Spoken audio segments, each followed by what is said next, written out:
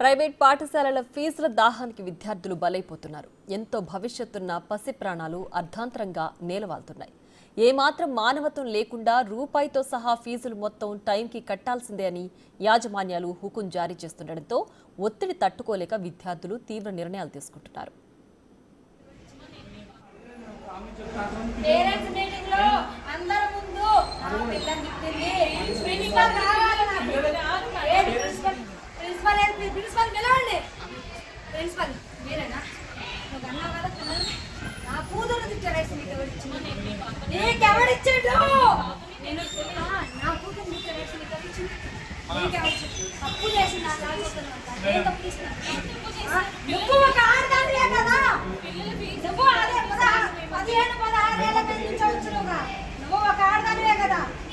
పిల్లల వయసులో పిల్లలు నా బిడ్డలు ప్రిన్సిపల్ కన్నదా పెంచిందా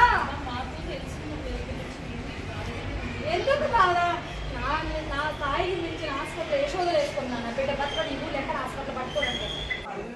మేడ్చల్ శ్రీ చైతన్య పాఠశాలలో ఫీజు చెల్లించలేదని ప్రిన్సిపల్ రమాదేవి తిట్టడంతో అఖిల అనే 10వ తరగతి విద్యార్థిని ఉరివేసుకుని ఆత్మహత్యాయత్నం చేసింది. ప్రస్తుతం ఆ విద్యార్థిని చావు బతుకుల మధ్య కొట్టుమిట్టాడుతోంది. దీంతో విద్యార్థిని తల్లి కుమార్తె కోసం కన్నీరు మున్నీరుగా విలపిస్తోంది.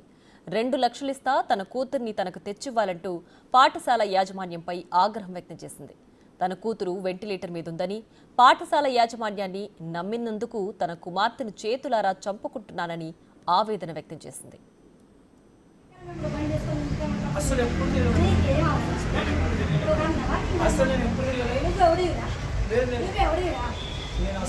చదువు చెప్పే గురువు కాబట్టి నీకు నాకు తెలుసు. అవును వేయించర్లో నీకు స్కూల్లో ఉన్న మట్టుకే నీకు రెస్పాన్స్ వేయించరు. మా ఆయనకి మీ బాబు మారిపోయిండు, మీ బాబు బట్ట అయిపోయింది, మీ బాబు మేడం ఇంకా రాకపోతే ఇక్కడ ఉంది. నేను గంటకు సార్ ఫోన్ చేస్తే చూసుకున్నా మేడం. నేను మొత్తం నాశనం అయిపోయింది. నా బిడ్డ పోయి నా కొడుకు పోయి నేను ఎందుకు బతికి నీ స్కూల్ ముందే సూసైడ్ చేసుకున్నాను.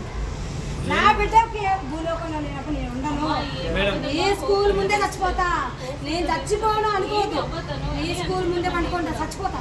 స్కూల్ ముందు ఎందుకో తెలుసా ఆ పిల్లల్ని ఎట్లా చదువుతున్నావు లిఫ్ట్ వేసుకొని రావాలని సరిపోదే. నువ్వు రెడీ రాకలేదు. నీకెవడిచ్చిన తల్లిలా చూసుకోవాలి పిల్లల్ని. 16 ఏళ్ళ వయసులో ఫాస్ట్ ఉంటుంది వాళ్ళ వయసు. ఆలోచన ఇచ్చే శక్తి కూడా పదుగు వేరేలా ఉంటుంది. మెచ్యూరి మైండ్ కాదు. వాళ్ళని ఇబ్బంది పెట్టే రైట్స్ మనకు లేవు. పేరెంట్తో టార్చర్ చెప్పి నువ్వు నా బిడ్డనే కాదు ఎంతమంది పిల్లల ఇబ్బంది పెడతావు నాకు తెలుసు. ఆసియా నా ఫ్రెండు, లక్ష్మి నా ఫ్రెండు, పిల్లలు ఉన్నారు. డబ్బుల విషయంలో నువ్వు ఎంత బాధ పెడతావో నాకు తెలుసు. నా బిడ్డకి ఏమైనా అయితే నువ్వు భూమి మీద ఉంటావు. ఎంప్లాయ్ అయితే నీ మేనేజ్మెంట్ అనాలనుకోండి దక్క తీసుకుపోయారు. ఎందుకో 22,000 కొన్ని ఇచ్చి పంపించాను. లాస్ట్ ఇయర్ పండి మోడీ అన్నారు పిక్నిక్ కన్నా. నా కొడుకు అన్నా చెప్తే పేరెంట్స్ మీటింగ్ అప్పుడు పాప అందరి కిందకు వస్తే ప్రిన్సిపాల్ మేడం ఫీజు కట్టలేదని గొడవ చేసింది పాప మీద. ఆ ఇన్సల్ట్కి ఫీల్ అయింది ప్రిన్సిపాల్ మేడము. నేనేం తప్పు చేసినా ఫీజు కట్టకపోతే పేరెంట్స్ని ఇబ్బంది పెట్టాలి, నేనేం చేసినాను అందరి ముందు నన్ను ఇన్సల్ట్ చేసిందని స్కూల్ కాడ నుంచి ఏడ్చుకుంటూ వచ్చింది. మా ఇంట్లో పని ఉంటుంది, పోలమ్మ అని ఉంటుంది. పోలమ్మకు కూడా చెప్పింది. పోలమ్మ ప్రిన్సిపల్ మేడం నన్ను చాలా టచ్. నేను నైటీ మీదనే ఉన్నా. వెళ్దాం పా ప్రిన్సిపల్ కాడికి, నేను మాట్లాడతాను. ఆమెకి ఎవరిచ్చారు మిమ్మల్ని తిట్టే రైట్స్ ఫీజుల గురించి నేను చెప్తా అన్నది. నా బిడ్డ చాలా డిప్రెషన్గా ఫీల్ అయ్యి సూసైడ్ చేసుకుంది. యశోదలో ఉంది. యశోదలో అడ్మిట్ అయింది. పేరు అఖిల. వెంటిలేటర్ మీద ఉంది. 50-50% ఛాన్స్ అన్నారు. అసలు నా బిడ్డ అంత అట్లాంటి ఆలోచన కూడా ఉండదు నా బిడ్డకి. నాకేం వీళ్ళు ఇబ్బంది పెడతారు. ప్రిన్సిపల్ మేడం ఇబ్బంది పెట్టిందని అయితే చెప్పింది. 3 రోజుల మంచి ఏడ్చింది. రోజు ఏడ్చింది. మేము వస్తానంటే కూడా మా ఫ్రెండ్స్ ముందు ప్రిన్సిపల్ మేడం నువ్వు తిట్టే మా ఫ్రెండ్స్ ముందు పరుగు పోయినట్టు అనిపించింది. వద్దు నువ్వు బోమాకు మమ్మీ, నీ కోపం ఎక్కువ, నువ్వు బోమా. ఏ రోజు కూడా నా పిల్లలు 2 years నుంచి చదువుతున్నా ఎప్పుడు కూడా ఒక మేడం ఒక మాట అన్నదాన్ని కాదు, ఒకళ్ళని ఒక మాట అనేదాన్ని కాదు. నా పిల్లలతో పాటు వేరే పిల్లలకు కూడా బాక్సులు పంపించిన.